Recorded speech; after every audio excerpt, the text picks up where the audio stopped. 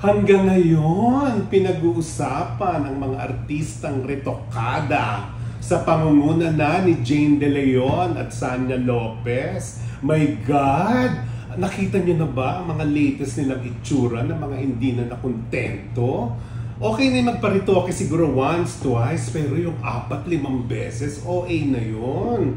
Nakita niyo si Sanya ngayon, ibang-iba na siya, malayo na siya sa dati niyang itsura. Ganon din si Jane De Leon na hindi mo masabi na parang na silang kakaiba. Parang may pagka medyo manikang mangkukulam na ang itsura. Si Sanya, ang ganda niya dati, ngayon tumanda. Si Jane, naging OA ang ilong, na dati na rin namang maganda.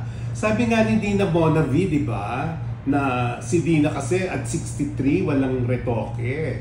Kaya ang sabi niya, pare-pareho na ang pagmumukha ng mga artista, hindi niya na makilala.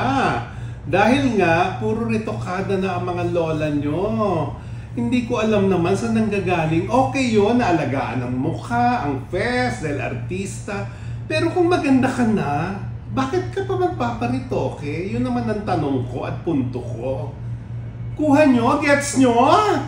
Gets? Babu!